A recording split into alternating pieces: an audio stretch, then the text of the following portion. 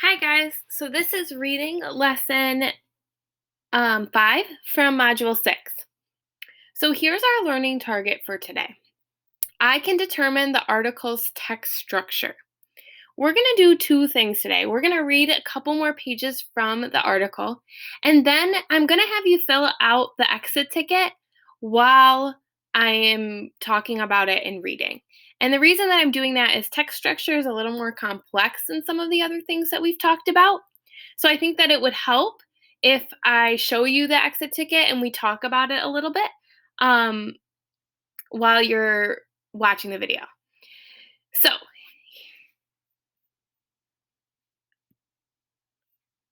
I would like you to turn to page 28 in your Into Reading book.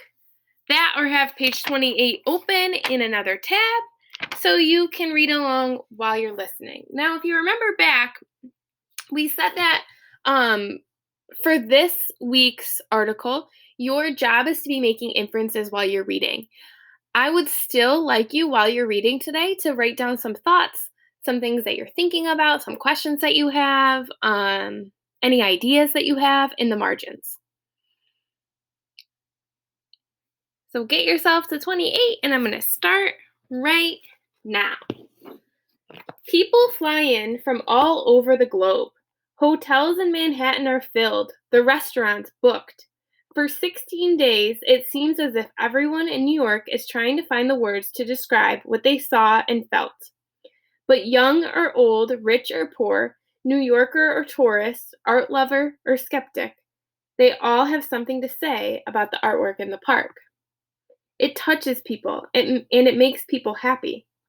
The gates reminds me of samurai swords, their orange banners raised, marching through the park. I come every day. My favorite was the day it snowed. The dog liked it too.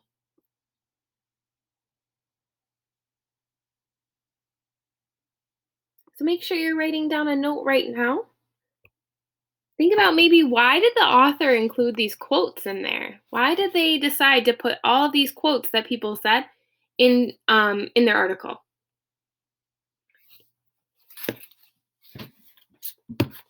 The greatest surprise of a project, says Jean Claude, is that when it is completed, it is a million times more beautiful than our wildest dreams. Those who use the park all the time and take it for granted find themselves noticing the details with a fresh eye. The stone arched bridge, the copper beech trees, the reflection of the gates in a half frozen pond, the birds, gray rock formations. Jean Claude asserts again and again it has no purpose. It is not a symbol. It is not a message. During their many trips to the park, when fans surround the artists, asking them to pose for photographs, Jean Claude, in her direct way, instructs them to look at the gates, not at her and Christo. Then suddenly it's over. After 16 stunning days, workers begin to remove the artwork. By the middle of March, as promised by the artist, the materials are hauled away. The steel bases melted down to be recycled, the aluminum used for cans of soda, the fabric shredded and made into carpet padding. The vinyl poles are also recycled. The artists do not sell any part of the gates to private collectors or museums. When spring arrives a few weeks later, and flowering trees blossom in the park, no trace of the gates remains, except in our memories, the photographs, books, a film, and countless articles. Christo likes the expression, once upon a time. He has said, once upon a time, the gates were in Central Park. Jean Claude has something else on her mind. As soon as the gates come down, we will continue working on our next project. So make sure you make a note in the side. Think about, what the article means, what it's saying. Think about how Jean Claude and Christo feel. I think this paragraph is really interesting, 25, where they talk about all the materials and what happens to them afterwards. Like that would be a good thing for you to take some notes about. Once you're done taking notes, I want you to flip back to page 23, And I want you to have your exit ticket open as well. So your exit ticket looks like this.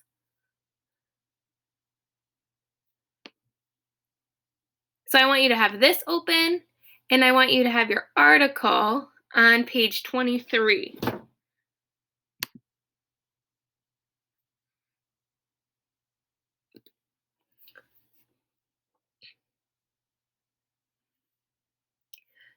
So as we talked about before, we're looking at the article's text structure.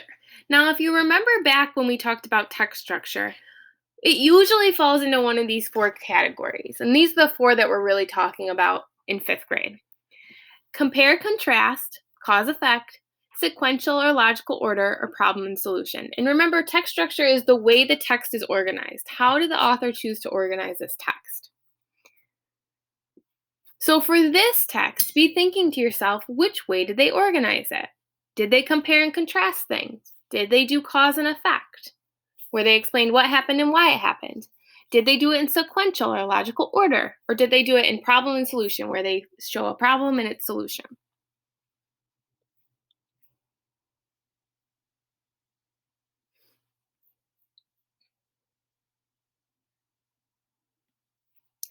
So in this exit ticket, it's asking you to look at page 23, which you should be on, and then it's asking you what procedure is the author explaining in paragraphs 5 through 8.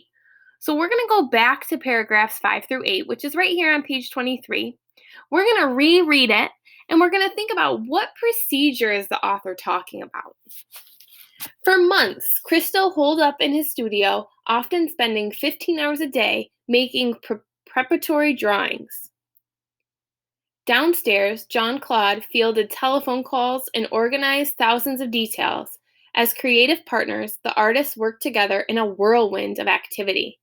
Usually, an artist labors in the studio and exhibits a finished artwork in a museum or gallery, but the gates would be erected in Central Park while the whole world watched. In January of 2005, 15,006 mysterious looking black steel boxes were placed roughly every 12 feet along the miles of paths in the park.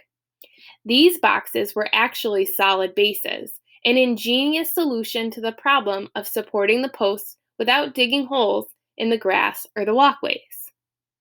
On February 6th, 6 days before the gates were scheduled to open, 6 workers, paid by Christo and John Claude, fanned out across the park in teams of 8. They confirmed that the black boxes were level on the bases that they put up tall saffron-colored poles made in a factory for that project. Tightly wrapped banners extended across the tops, ready to be unfurled. Ooh, sorry, it was 600 workers, not 6. So 600 workers in teams of 8. So thinking to yourself, what text structure is this? Also thinking to yourself, what procedure is the author explaining in paragraphs 5 through 8? So a procedure is an order of doing things. So what procedure is the author explaining? You're going to fill in your answer in this box. Your answer should probably have at least 2 sentences.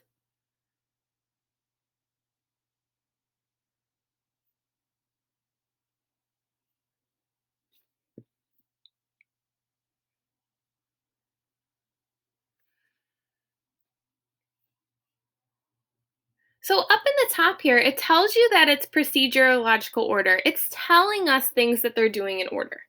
Your job now is to look for words that tell you that it's in order. So usually these are things like dates or times, months of the year. You should be looking for things like that. It might make sense for you to highlight them in your text to start, because your job is going to be to copy them into this. So what words and phrases does the author use to help you understand the sequence? So you're supposed to write down, what are those words?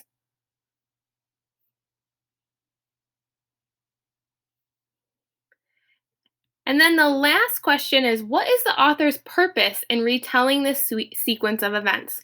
So, why did the author retell this sequence of events? So, why is that important? Why did the author include that? So, that's the last box. Again, for these, you really should have complete sentences for each one of these. Make sure that you restate the question. Turn that question around. Make sure you have capital letters and make sure you have periods. That's all really important. So once you're done, you're going to make sure you turn this in.